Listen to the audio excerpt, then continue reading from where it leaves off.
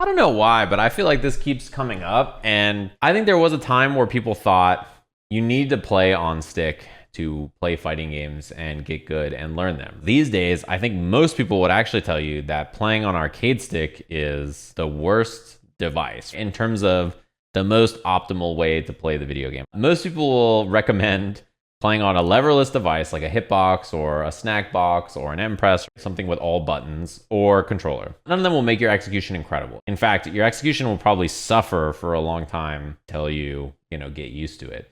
But each of them have their own strengths and weaknesses, and for each device, some things are easier or harder for most people, and even you might find that that's not the experience for you. Like for instance, for me, when I play on Hitbox, I think that doing half circles and like full circle inputs feels really bad on my fingers, and I don't feel consistent at doing it. I struggle. I also cannot do uppercuts, like DP motions, when I'm crouching. And people are like, there's shortcuts that make it easier on leverless. I've always tried it, and to me, I never felt that they felt natural to do, even messing with them for a while. I think it's really easy for me to do it on stick. It's really not easy for me to do on leverless, right? And like, over time, you'll get more consistent at it, obviously, like for any device. But I practiced it and I thought, like, yeah, it was rough. Conversely, on arcade stick, I can play charge characters fine, but it's much better on leverless.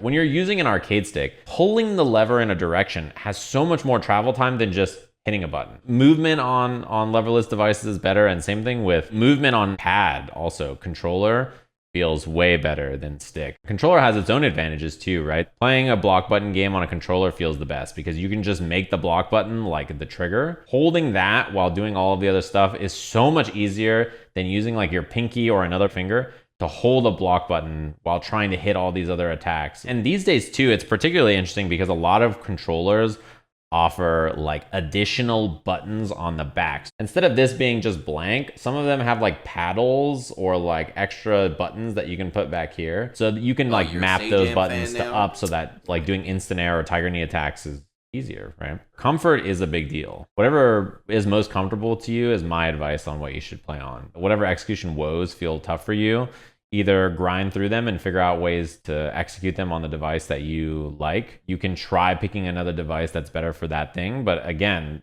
then there'll be other execution things that are difficult on that device. You know what I mean? So even if you're a PC gamer, most people own a controller, and if you're playing on PC, you probably have a keyboard. I think keyboard is like very easy to play on personally. The only problem with keyboard is trying to take a keyboard to a tournament. If you think playing on a leverless is the best, and then you should also do that and also overclock everything and put your fucking game to 4,000 hertz and whatever you want to do. All of the Japanese players at Street Fighter V top 8 at EVO played on leverless devices. That's true. But Idom was in grand finals playing on controller, so it's all a viable method to input stuff.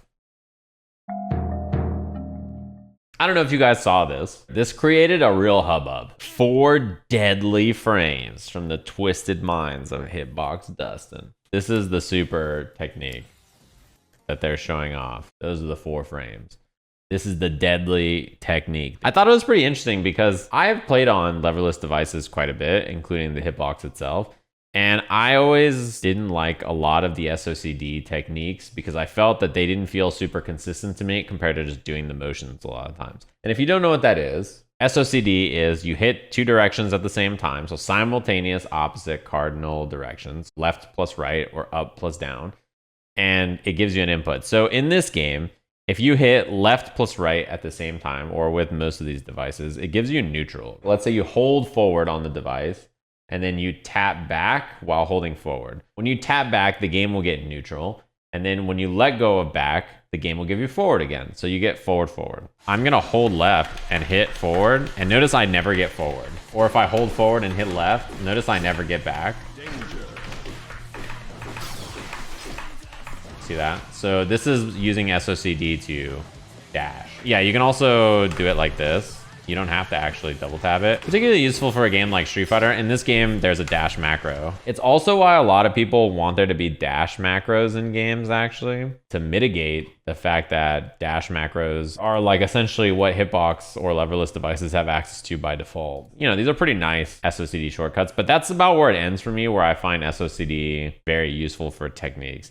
And it's funny too, because I don't think people are going to be doing this much in a match, and I don't think it will really matter that much anyway. Whether they're ready to do this technique and they do a 4-frame super, or whether they just like do the super and do it in 6 or 7 or whatever it is. This doesn't strike me as like something that you'll try to do. You know, somebody said like, show me on the other side. The way you drum here and hitting this with your left hand assisting your right hand, I think is a lot easier doing it in this direction than going the other way. I don't think it's something where people would want to like move their hands like this and hold it in preparation on a leverless device to begin with. Like the amount of time you need to pre-commit to doing this idea, if you wanted to reaction super anyway, you were probably going to be able to do it. But everybody freaked out. They were like, look at this shit. They are cheating. They've never cheated harder in their lives. In reality, I think this tweet is not that useful of a technique. It's only there to get people upset. So if you play on the device, you're like, dude, why do you guys care about this? It's not that good. And if you don't play on the device, you're like, look at these cheaters. I mean, look at the quote tweets and retweets and the amount of engagement. And this shit has 200,000 views. Like, they knew exactly what they were doing. This right here, this 4-frame super is like propaganda. You won't believe what happens. Find out with these 4 simple frames. Red arrow goes where now? What happened? These 5 simple strategies to winning in the jungle. This jungler takes off his pants and twerks in every lane at the same time. Fast ganks, faster win. That's the same as this tweet. Like, they're here to sell you a hitbox, which, I mean, they're spitting, right? The benefits of these kinds of devices are usually accuracy in anything, in your motions, your inputs, your blocking, your movement.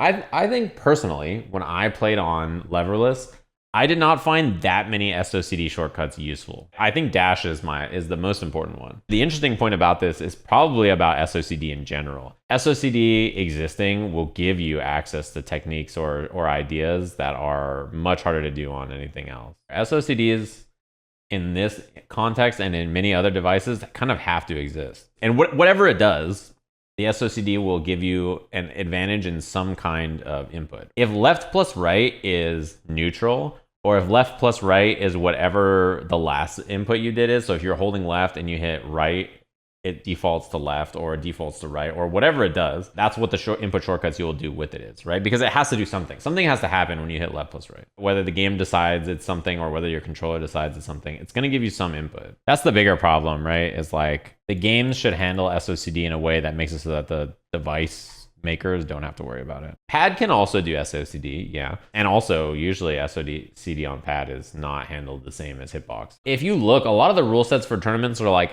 you are not allowed to make your controller do this, in parentheses, unless it's a PlayStation 4 pad, and then it's legal. Controllers definitely cheat in the same way, but you can't ban controllers because they're fucking controllers. Like, what are you gonna ban DualShocks from tournaments? Like, I mean, I'd love to, but you can't. To do this is far less ergonomic, than like just doing this on a leverless. At the end of the day, it's not like the marginal increase of your execution or movement on these things is gonna be a deal breaker most of the time. It's the same idea as like character choice. There are marginal differences at the highest of levels that can be important. But if all 4 of the Japanese players that made top 8 at Street Fighter at EVO played on stick instead of a leverless, I think they'll probably all 4 make it as far. My advice is to pick the thing you think is most comfortable for your hands long term, and you'll figure out how to execute whatever you need to execute on anything. Everybody who plays on hitbox or like any leverless is like, Lamau, leverless is cheating. And then you're like, okay, so we should get rid of them. And they're like, wait, actually, they're not cheating. They're perfectly fair and everything about them is fine. You're like, okay, so why do you play on them? And they're like, Lamau, it's cheating. It's very funny. I mean, clearly they're very good. I don't think anybody argues that, but it's also fine. I think this is a great example of like, how people say in the Olympics, they always want to see people do tons of steroids and like performance enhancers and kill each other. That's kind of where I'm at for fighting games. Like, I'm down for everybody to just do the nastiest possible shit to each other and see where we come out. 4-frame super, make it 3. You got an SOCDs? Quit the messing around and get to the part where everybody's on steroids. Let's get to the input arms race, the IAR. And then I got sent the ankle gator box, which this is what it looks like, this pizza box. And the reply was, it gets scarier with the inputs. Now, I have to say, trying to parse where I would put my hands, I guess over here on these buttons on the left side. And then there's a video called Hi, I'm Ankle Gator, and this is the hitbox I made. I was like, okay, you know, you're doing these Karas on, like, this looks normal though, right? Like, look at all these buttons up here that are not being used. Oh, by the way, the bandages on the hands had me concerned. What had to happen for this device to exist? This is out of control, but you're using one of the extra buttons up here to make Kara. This is so hard. Doing Kara wild throw like this. Ventus is somewhere screaming. The typhoons, you got like a little flick method to do standing typhoons. Pretty impressive, right? Now this is where I had to stop. This is where I knew that this input device was the most powerful device I'd ever seen in my life. Let's watch this Kara Mega Fist again, okay? What in the, I've never in my life thought to myself, to make the execution easier for something, why don't I just put the whole thing in a line and just slide? I could just make a box with all of the BT motions on it and just do a little slide, and then I'm gaming. And it gets worse, chat. Look at this. Look at the posture. It goes both sides. This is how you do it. You got one going this way, one going that way. Look at this.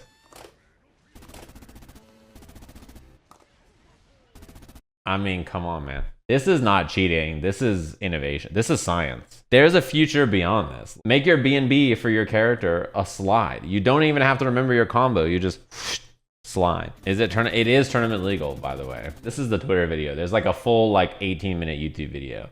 The reason this is tournament legal is as long as you're only using one button equals one input, an attack or a direction that is up, down, left, or right. So you may say like, why not up forward or up back or down back or down forward? Isn't that one input?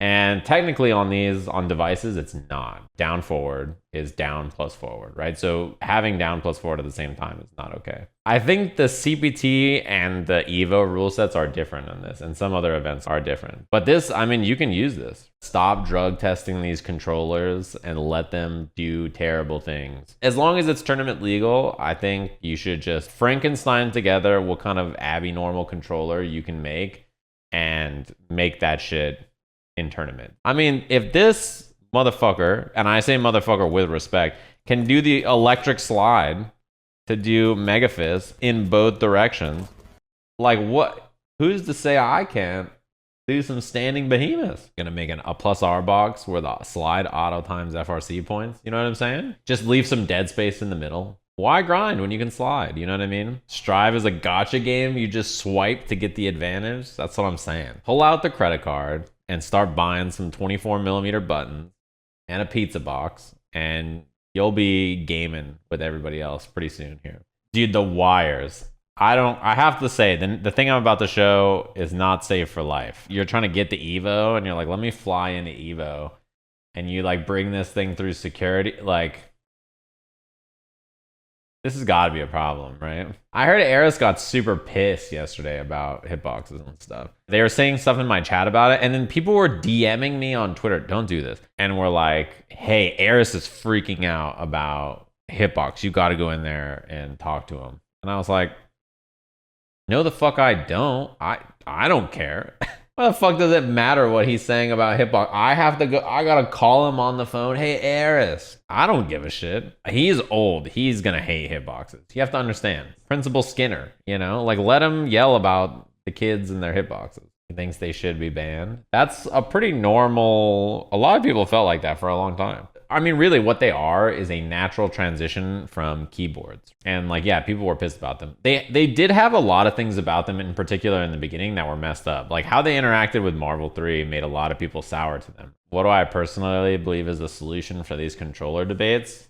I don't know if there's a solution, but as long as the rules are standardized and all the devices follow the rules, I think it's fine. The second thing is games need to handle hitting two directions at the same time and cleaning those themselves also. So it's not just on the device. I'm sure there's lots of people playing at home who don't have SOCD on their devices. They're like, well, I'm not playing in tournament. I'll just turn this off and make it the more beneficial one for me. Or maybe they keep it on and they're fine with it. But I don't think any of the current controllers, even this monstrosity, I don't think any of them strike me as particularly offensive. Listen. whenever I see keyboard players, I feel like they mash hella. If you ever played League of Legends, you don't hit your Q one time, right? Like you hit your Q 80 times. Low-key leverless players don't block, I agree. I think pad players and leverless players are definitely gonna mash more, but leverless the most, especially at a low level. That's like an anime player thing too. Every anime player is like that. They have terrible defense. They don't block like meaties, but if they hit you, they do the nastiest setup you've ever seen in your life. Stick players block the most because like their old decrepit hands can't do anything else.